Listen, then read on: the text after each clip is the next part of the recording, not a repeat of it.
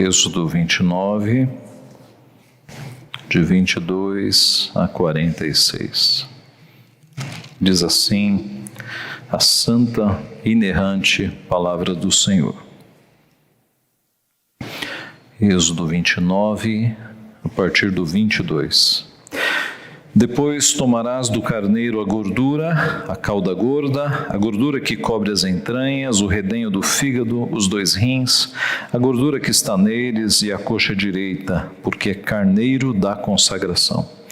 E também um pão, um bolo de pão azeitado e uma obreia do cesto dos pães asmos que estão diante do Senhor. Todas estas coisas porás nas mãos de Arão e nas de seus filhos, e movendo-as de um lado para o outro, as oferecerás como ofertas movidas perante o Senhor. Depois as tomarás das suas mãos e as queimarás sobre o altar. É holocausto para o Senhor, de agradável aroma, oferta queimada ao Senhor. Tomarás o peito do carneiro da consagração, que é de Arão, e, movendo-o de um lado para o outro, o oferecerás como oferta movida perante o Senhor, e isto será a tua porção. Consagrarás o peito da oferta movida e a coxa da porção que foi movida, a qual se tirou do carneiro da consagração, que é de Arão e de seus filhos. Isto será a obrigação perpétua dos filhos de Israel, devida a Arão e seus filhos, por ser a porção do sacerdote, oferecida da parte dos filhos de Israel, dos sacrifícios pacíficos, é a sua oferta ao Senhor.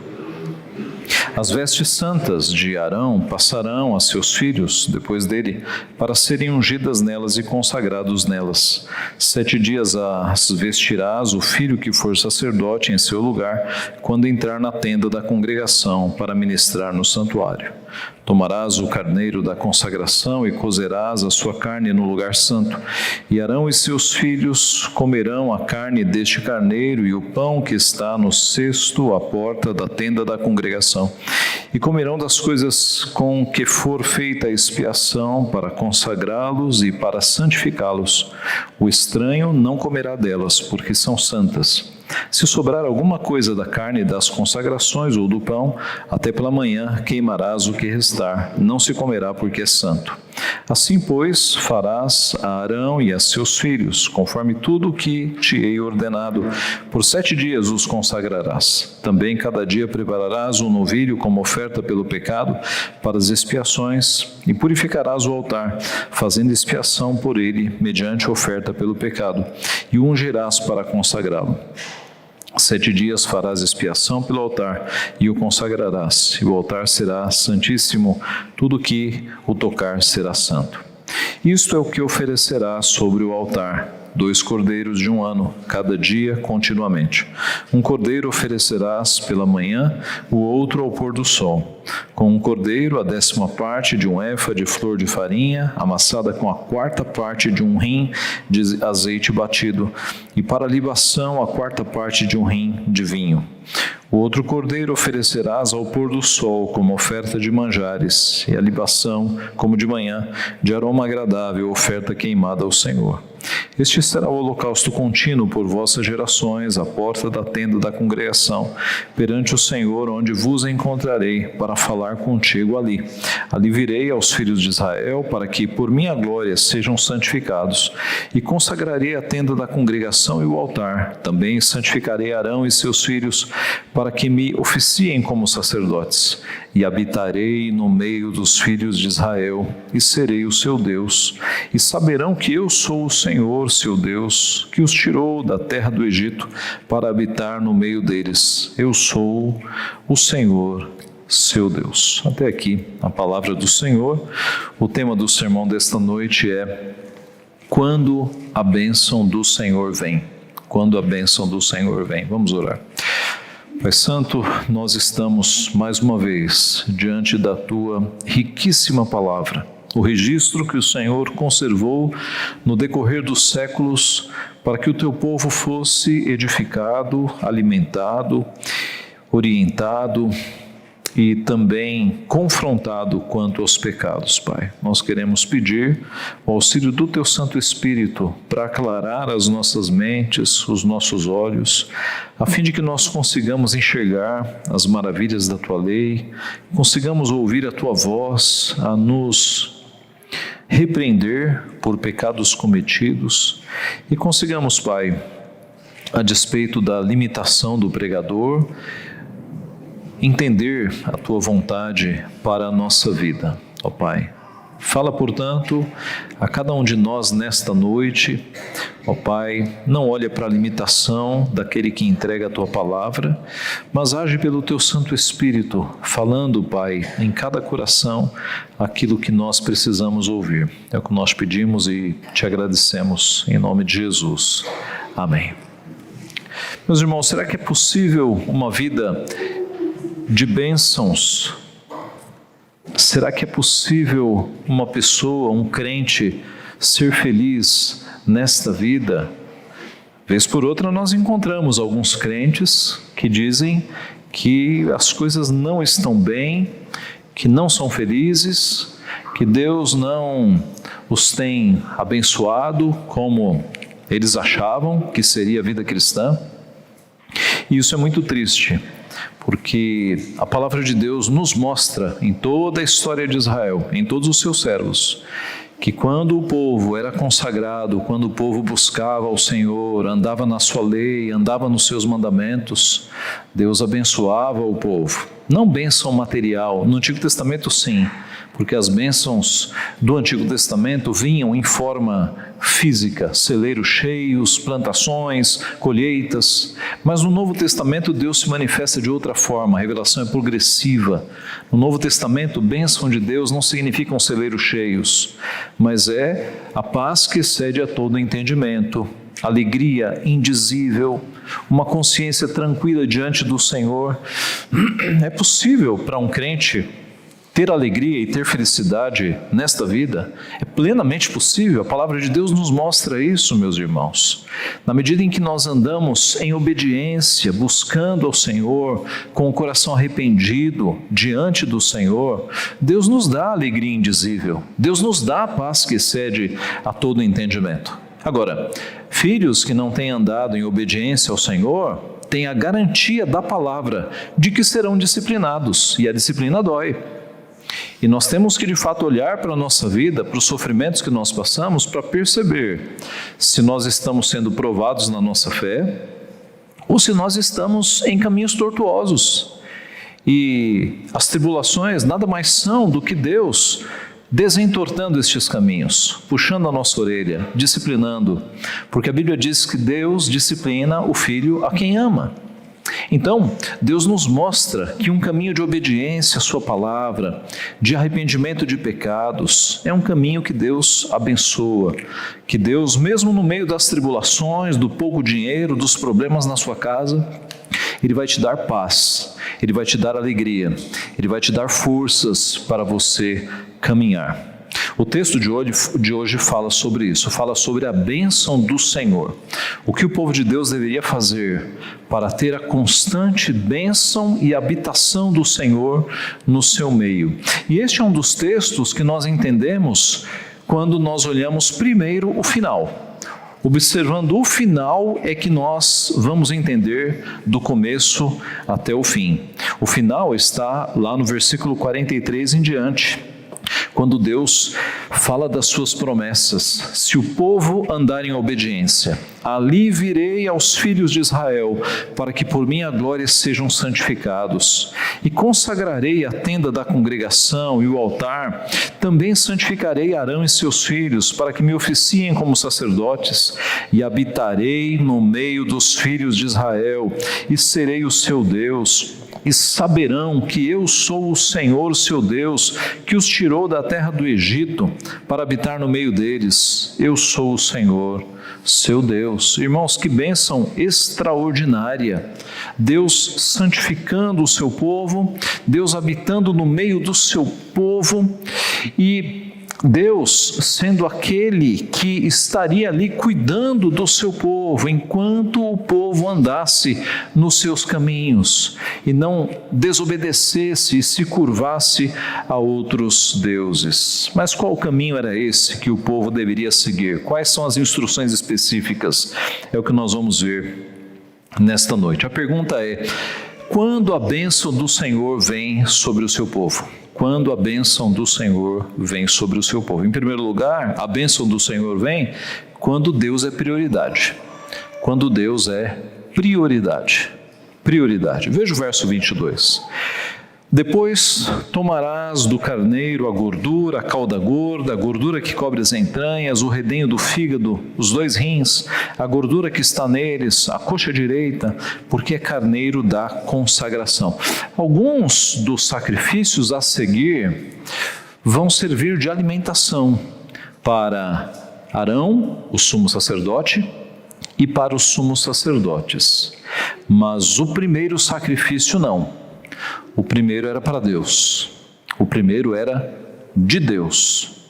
A parte nobre do sacrifício, a gordura, as entranhas, a coxa direita, tudo isso ia para o Senhor. Tudo isso era queimado para o Senhor.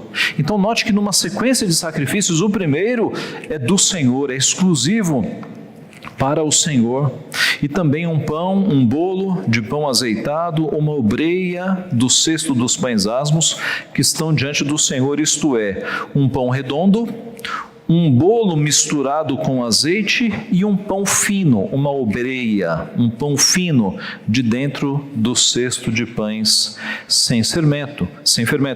Todas estas coisas porás na mão de Arão e na de seus filhos, e movendo-as de um lado para o outro, as oferecerás como ofertas movidas perante o Senhor.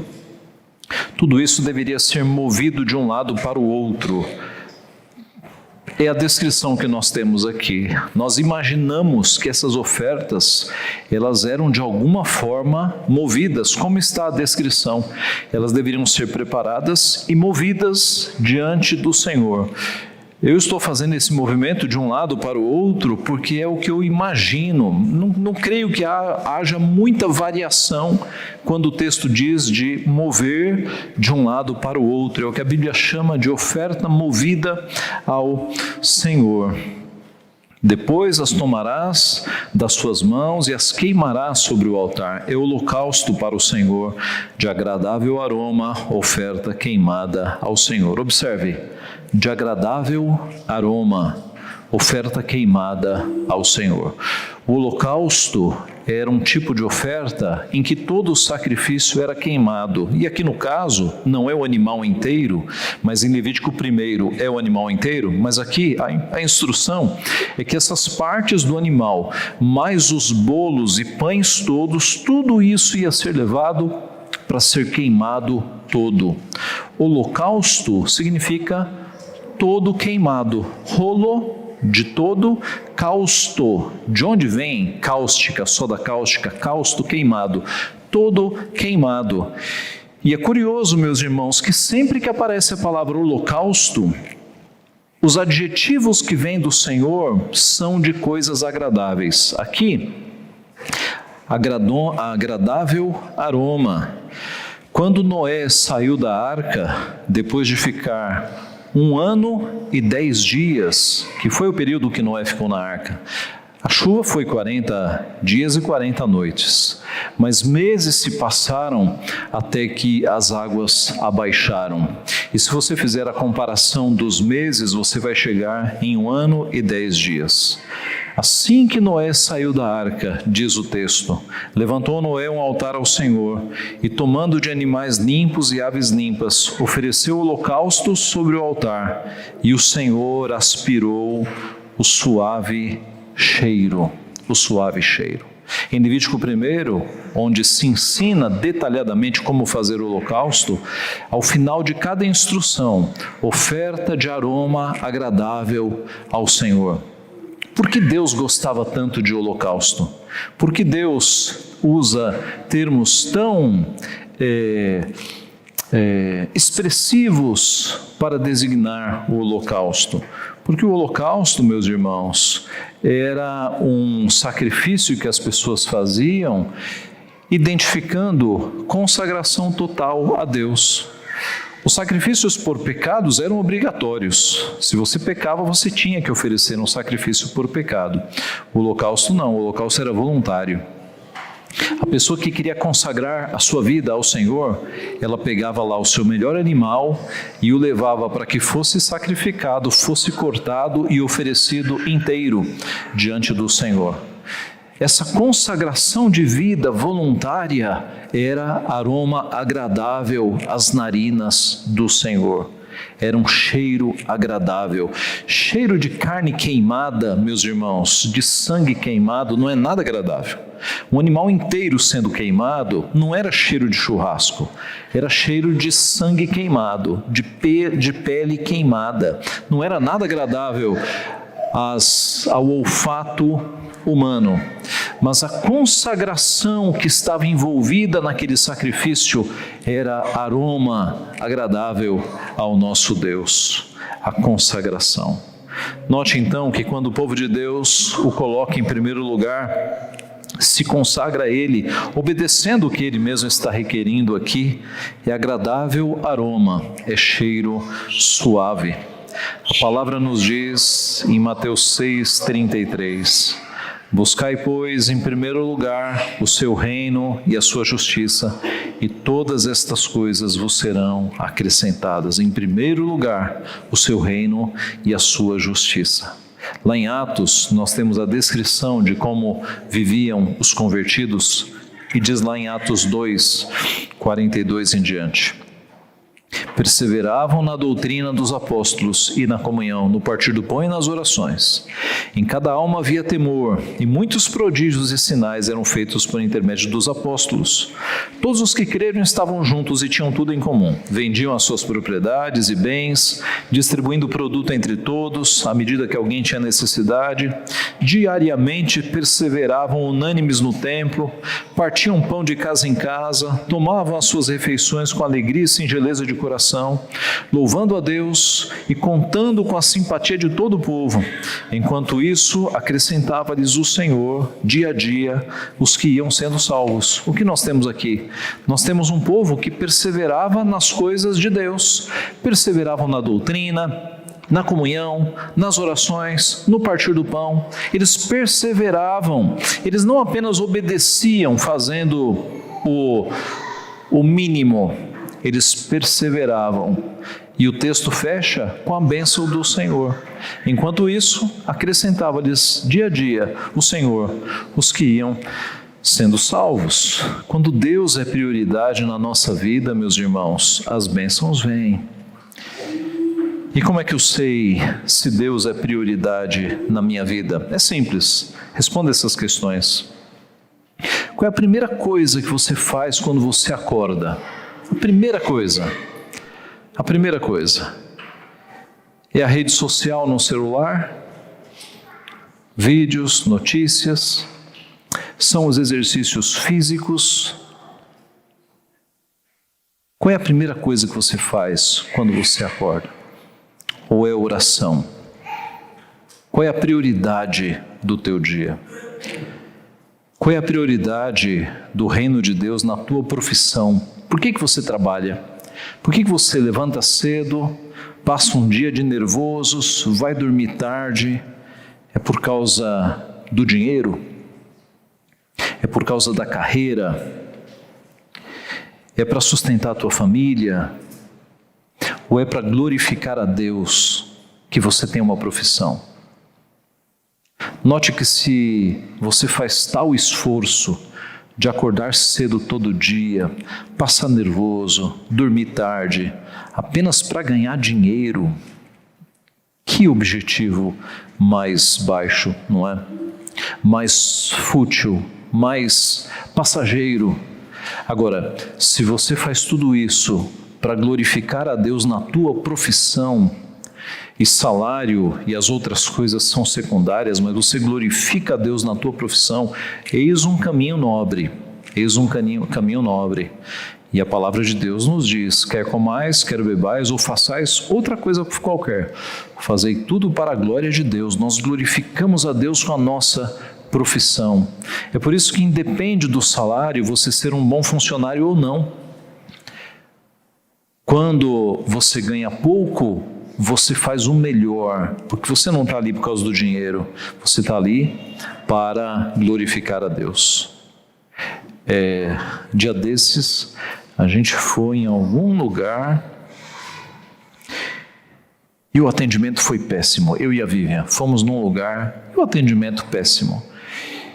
E eu comentei com a Vivian, dá para perceber quando os funcionários ganham bem pouquinho, né? Na maioria dos lugares em que você percebe que as pessoas ganham muito pouco, geralmente o atendimento é muito ruim. É muito ruim. A pessoa está ali por obrigação, não é? O crente não deve agir assim. O crente deve entender que mesmo ganhando pouco, ele está ali para glorificar a Deus. E ele age como um embaixador de Cristo, de fato, fazendo o melhor do seu trabalho para que o nome de Cristo seja glorificado. Deus é prioridade na tua vida? Qual é a tua programação para o final de semana? Passeios, festas, descanso, lazer ou a agenda da igreja, a casa de Deus, os cultos? Qual é a tua prioridade na tua programação do final de semana? Qual lugar Deus tem ocupado na tua vida? Primeiro lugar mesmo? Ou segundo, terceiro, quarto, 10º lugar? Se não tiver coisa mais importante, aí você vai para as programações, para o culto ao Senhor. Irmãos, a bênção do Senhor vem quando Deus é prioridade na nossa vida. Em segundo lugar, a bênção do Senhor vem quando a liderança é reconhecida. Veja a continuação do texto. Tomarás o peito do carneiro da consagração, que é de Arão, e movendo-o de um lado para o outro, o oferecerás como oferta movida perante o Senhor, e isto será a tua porção. Deus está falando com Moisés. Um dos peitos do carneiro era de Moisés, para a sua alimentação. Verso 27. Consagrarás o peito da oferta movida e a coxa da porção que foi movida, a qual se tirou do carneiro da consagração, que é de Arão e de seus filhos. O outro peito e a outra coxa eram de Arão e dos seus filhos, para a alimentação deles. Era o sustento deles. Diz o verso 28, isto será obrigação perpétua dos filhos de Israel, devida a Arão e seus filhos, por ser a porção do sacerdote, oferecida da parte dos filhos de Israel, dos sacrifícios pacíficos, é a sua oferta ao Senhor. Então ficava estabelecido aqui que essa seria a refeição do sumo sacerdote e dos sacerdotes enquanto existisse este sacerdócio. O que nós vemos aqui? Deus fazendo provisão para os sacerdotes que trabalhavam na casa do Senhor.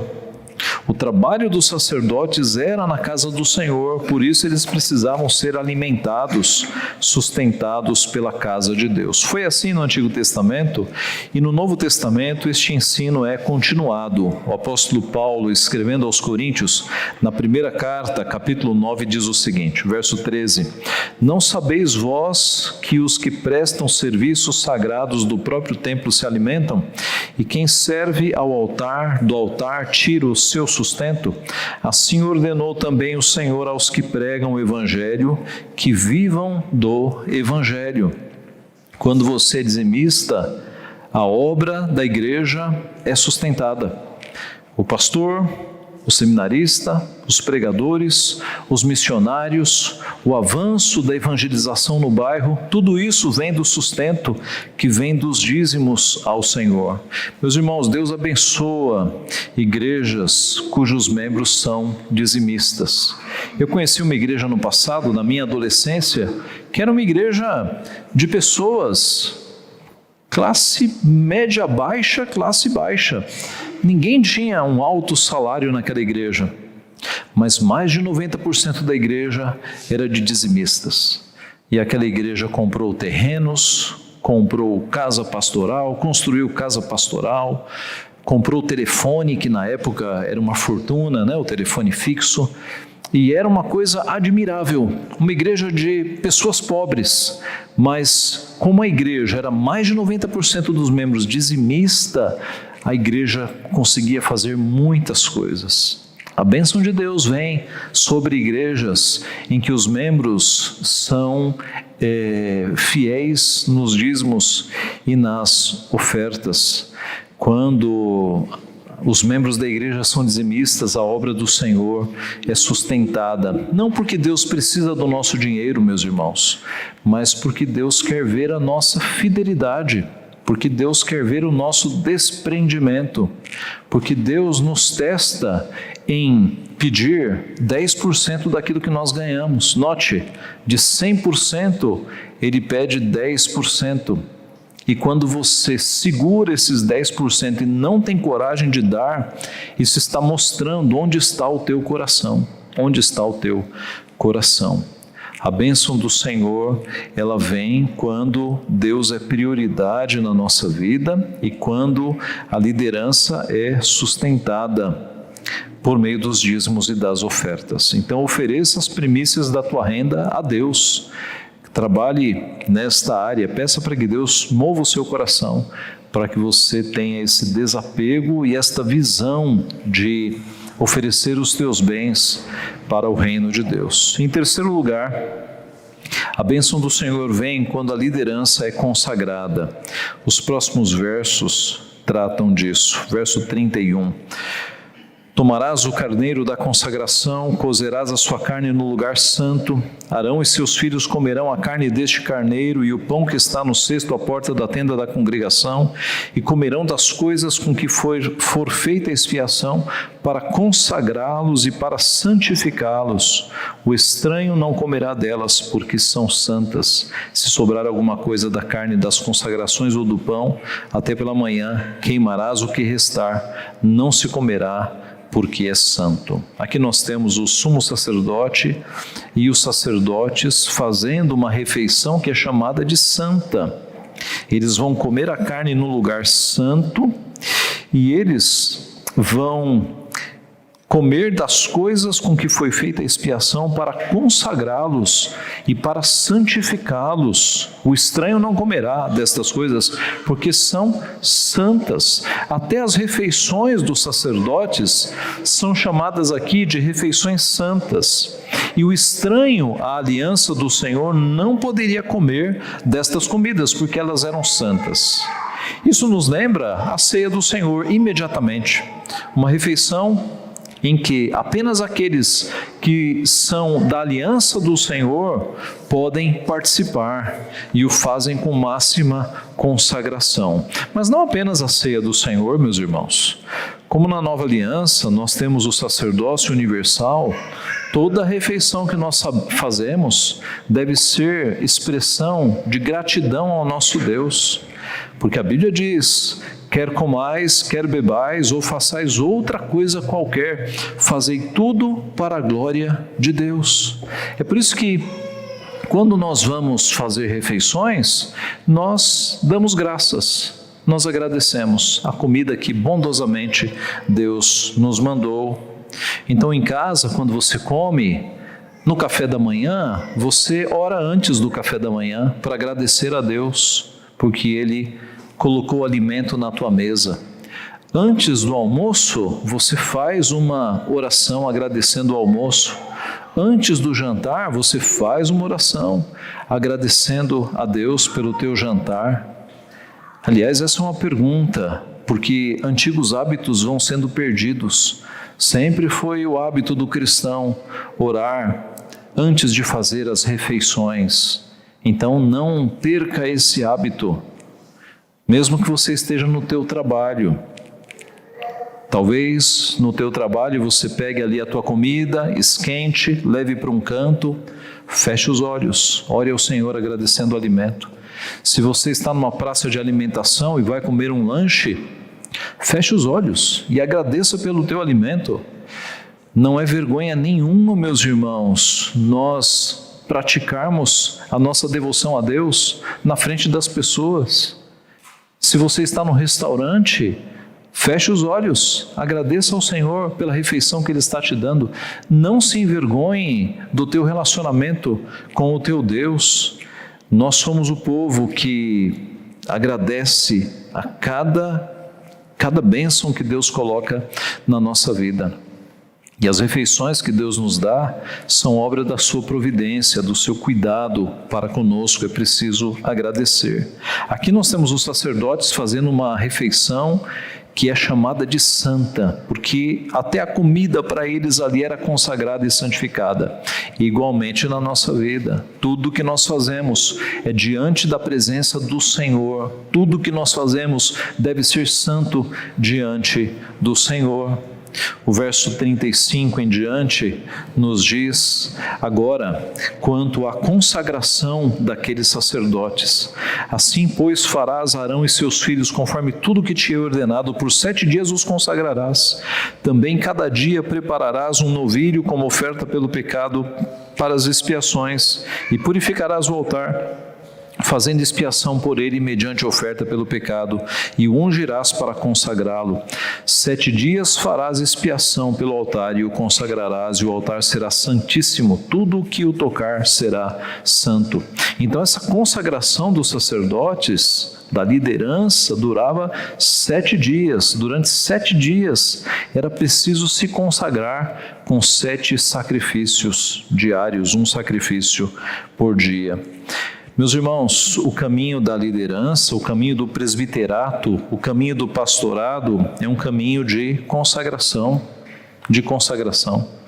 Ontem eu vi numa rede social um jovem que não é pastor nem nada. Ele escreveu o seguinte: eu estou pensando em abrir uma igreja aqui na minha cidade. E eu me segurei para falar para ele: escuta, você é pastor por acaso? Eu sei que ele não é. Mas abrir igreja agora ficou a coisa mais... É como abrir um comércio na esquina. É um absurdo, meus irmãos. Pessoas sem nenhum preparo, sem nenhuma consagração, sem nenhum chamado, abrindo igreja como ponto de comércio. É isso que tem acontecido. É preciso preparo, é preciso consagração. Um levita, no Antigo Testamento, ele se preparava durante 20 anos para ser um levita, para tocar instrumentos, para reger. Todos eram mestres, diz a palavra. 20 anos de preparo para ser um levita. Quanto ao sacerdócio, nós não sabemos, os textos não detalham. Mas se para levita era 20 anos, imagine para ser sacerdote. Primeiro que ninguém se tornava sacerdote antes dos 30 anos de idade. Era uma idade mínima, era uma idade de maturidade para se tornar sacerdote. E algumas décadas aí sendo preparados pelo Senhor. Nosso Senhor Jesus Cristo, quando escolheu 12 homens para serem seus discípulos, trabalhou com eles durante 3 anos, de modo intensivo. Se você pegasse esses 3 anos intensivos e os desdobrasse em períodos de 5 ou 8 horas diárias, no mínimo você dobrava, no mínimo. Para servir a Deus na liderança, como presbítero, como pastor, é preciso preparo e é preciso consagração, meus irmãos.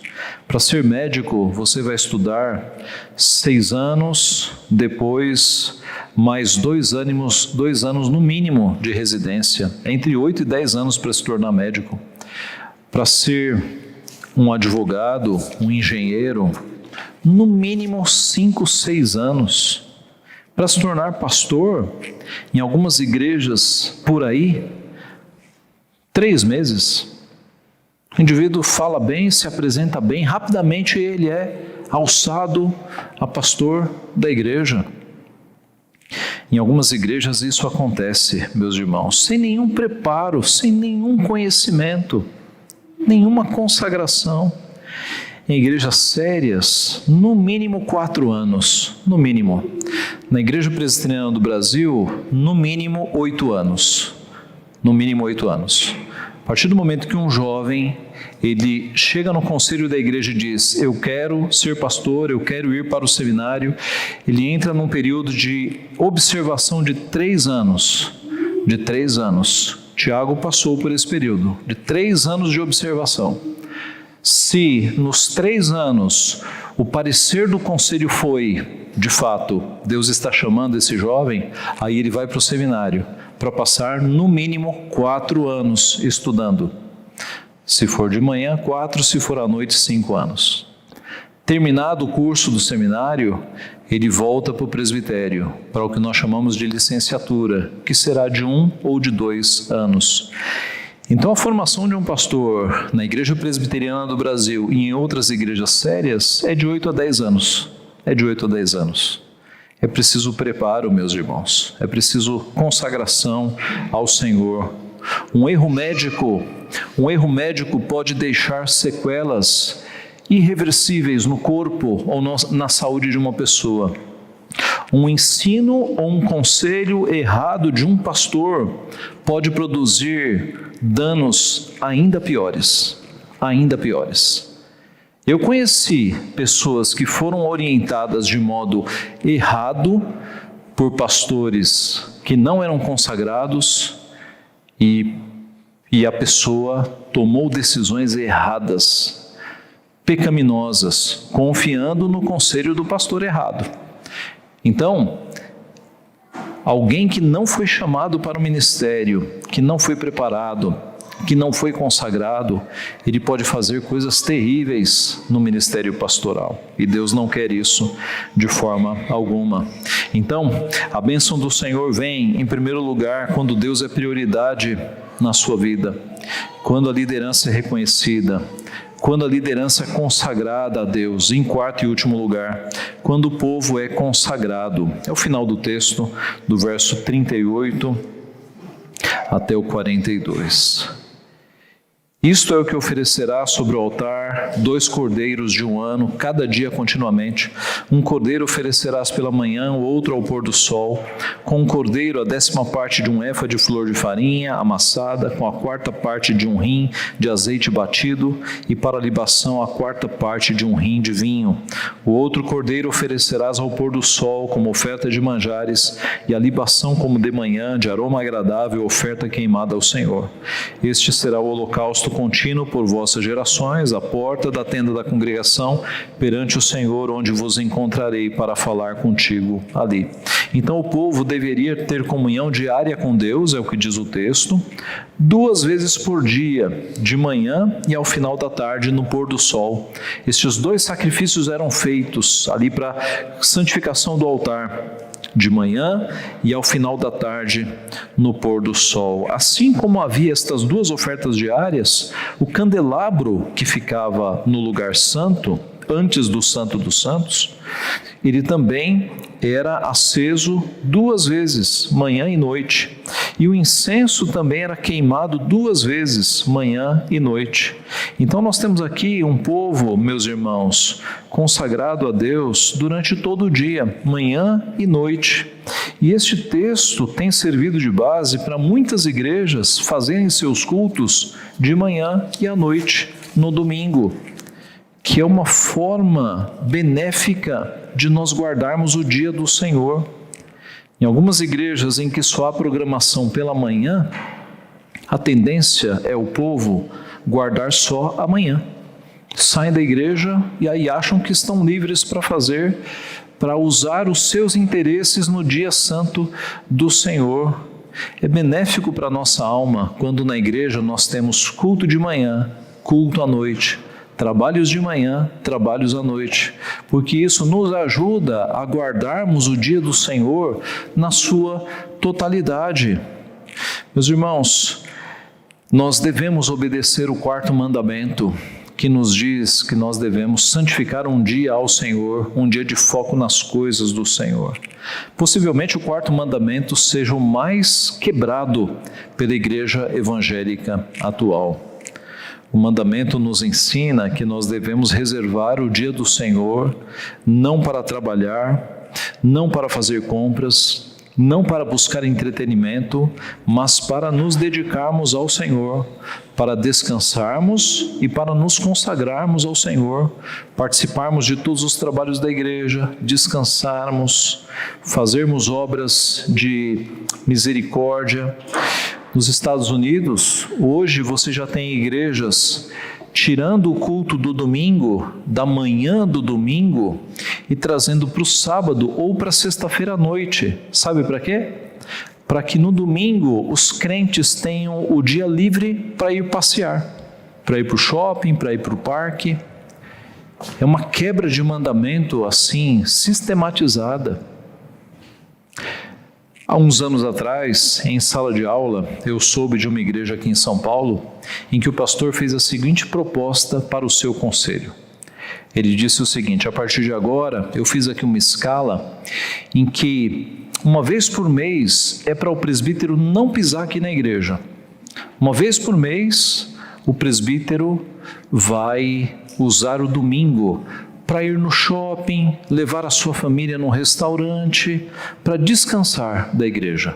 E é claro que o pastor se colocou na escala, é claro. Uma escala para transgredir o mandamento do Senhor. Uma escala para blasfemar do mandamento do Senhor. Meus irmãos, o quarto mandamento, ele deve ser seguido. Deus nos deu 7 dias.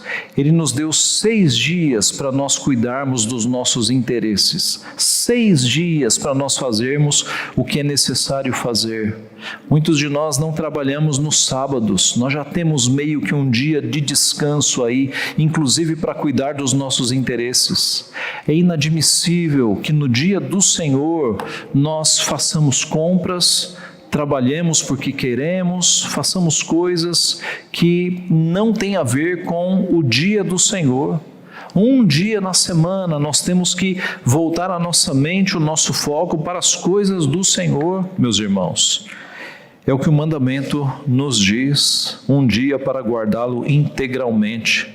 Crentes que guardam o dia do Senhor são mais abençoados por Deus, não tenha dúvida. Eu trouxe aqui algumas citações de um livro que alguns de vocês já leram, Entre os Gigantes de Deus, do Packer.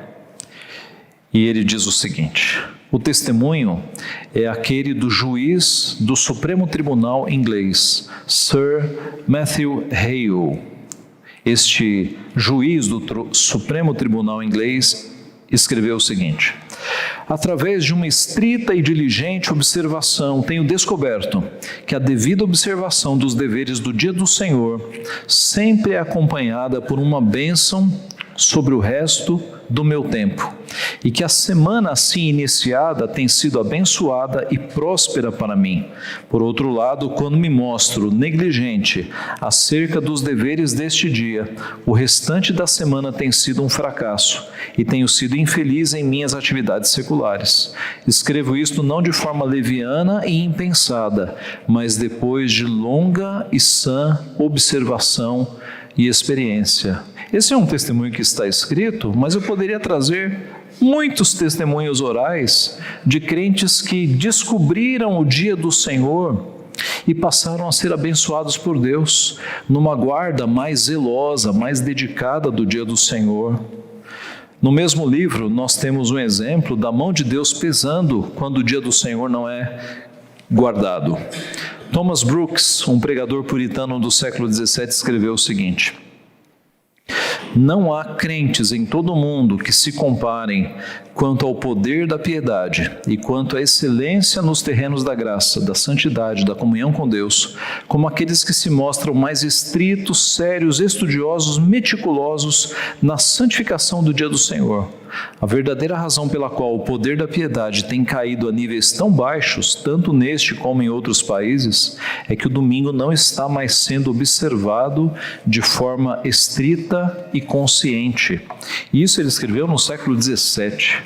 Se ele viesse para os nossos dias, em que todo o comércio, os shoppings, os grandes mercados, tudo abre no domingo, não há mais qualquer consideração para com o dia do Senhor. Packer escreveu: não guardar o domingo atrai o castigo, o que também sucede ao abuso contra qualquer privilégio e meio de graça dados por Deus. Declínio espiritual e perda material têm sido colhidos por pessoas e comunidades por causa deste pecado. Os excelentes dons de Deus não podem ser desprezados sem impunidade. Thomas Fuller pensava que a guerra civil e Brooks sobre o incêndio de Londres viera como juízo divino sobre a nação por estar negligenciando o domingo. Meus irmãos, se eu lhes perguntasse o que Deus faz com alguém que está quebrando o 7º mandamento, sistematicamente, toda semana um adultério, toda semana um adultério, você acha que Deus vai abençoar esta pessoa? Como você acha que Deus estaria tratando alguém que se diz crente, que adultera toda semana? Há alguma dúvida de que Deus pesa a mão sobre você quando você não guarda o domingo? Qual é a diferença entre os mandamentos? Aliás, o 4º mandamento está na primeira tábua, que é a tábua do nosso relacionamento para com Deus. A nossa tendência é temer a quebra da 2ª tábua. Não, pastor, adulterar, Deus me livre. Não, pastor, matar alguém, que Deus me livre. Nós temos muito temor da quebra da 2ª tábua. Mas usar o nome de Deus em vão, todo mundo faz. Não guardar o dia do Senhor, é só uma vez. Ter outros deuses, tratar o dinheiro, a carreira acima de Deus, todo mundo faz. Quer dizer, nós temos muito temor em quebrar a 2ª tábua, porque nós temos mais temor de homens do que temor de Deus. No fundo é isso. Nós temos mais temor em ofender o próximo do que ofender a Deus. Mais temor de homens do que temor de Deus. Então, qual é a base para você achar que Deus aceitaria um adúltero semanal sem disciplina e você acha que Deus vai aceitar um quebrador do 4º mandamento sem disciplina? Não há como dizer isso. E agora eu inverto o pensamento. Eu não tenho dúvida de que muitos crentes têm sofrido nas suas vidas justamente por quebrar o 4º mandamento. E Deus está pesando a mão. E a pessoa está dizendo, estou sendo provado por Deus. Estou passando por um período muito difícil da minha vida. As pessoas gostam de se comparar com Jó, porque é heróico ser provado por Deus. O problema é o seguinte, Jó obedecia ao Senhor. Jó não estava sendo disciplinado. No caso de Jó era provação mesmo. Nós conhecemos o diálogo entre Deus e Satanás. No nosso caso, quando nós estamos quebrando a lei de Deus semanalmente, não é provação heróica, é disciplina mesmo, é Deus pesando a mão sobre a sua vida. E há crentes que estão sofrendo há anos, e há anos estão ouvindo isso e não mudam o comportamento, e não percebem que estão sendo disciplinados pelo Senhor, não percebem. E eu fico pensando, vai perceber quando? Vai perceber quando? Quando é que vai se comprometer com as coisas de Deus para sair da disciplina? É muito triste.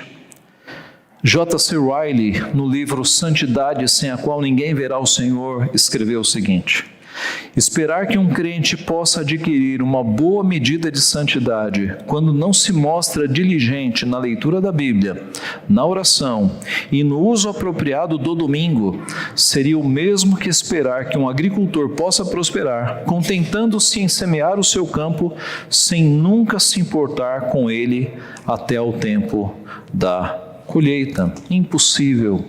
Impossível avançar na santidade se você não tem compromisso com o dia do Senhor. Impossível, impossível. Concluindo, meus irmãos, é possível ter uma vida abençoada por Deus? Com certeza é.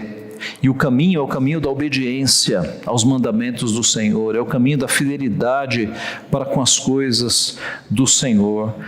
A bênção do Senhor vem quando Deus é prioridade na nossa vida, quando a liderança é reconhecida, quando a liderança é consagrada e, por fim, quando o povo é consagrado. E aí nós voltamos ao final do nosso texto. Ali virei aos filhos de Israel para que por minha glória sejam santificados, e consagrarei a tenda da congregação e o altar. Também santificarei Arão e seus filhos para que me oficiem como sacerdotes, e habitarei no meio dos filhos de Israel e serei o seu Deus, e saberão que eu sou o Senhor, seu Deus, que os tirou da terra do Egito para habitar no meio deles. Eu sou o Senhor, seu Deus. Nós que somos da nova aliança, somos muito mais abençoados do que estes irmãos aqui. Em Cristo, nós temos muito mais bênçãos do que eles, porque em Cristo nós fomos justificados, santificados, consagrados, assim como eles o foram, mas Cristo, ele não era uma presença de tabernáculo em que o sumo sacerdote, em que o povo não tinha acesso, em que apenas o sumo sacerdote uma vez ao ano tinha acesso. Cristo, ele tabernaculou, ele habitou entre nós. O Santo dos Santos foi escancarado e nós vimos a sua glória, glória como do unigênito do Pai. Então nós temos esta bênção de um Deus que veio habitar entre nós e que é o nosso Deus, e que hoje nós não o temos aqui em presença física, mas em presença espiritual. Nós temos a bênção de Cristo no nosso meio. Mais obedientes do que o povo do Antigo Testamento nós deveríamos ser, porque nós somos mais abençoados. Mais consagração nós deveríamos ter, porque nós somos alvo de bênçãos muito maiores. O povo aqui do tabernáculo não teve acesso ao Messias. Nós temos acesso aos ensinos do Messias, às palavras do Messias. Nós temos acesso a coisas que os nossos irmãos do Antigo Testamento sonhavam em ter, e nós o tivemos.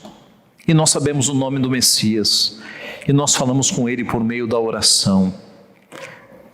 Então, meus irmãos, tanto privilégio a mais. Obedeçamos, consagremo-nos, sejamos fiéis ao Senhor, que Ele assim nos abençoe. Amém.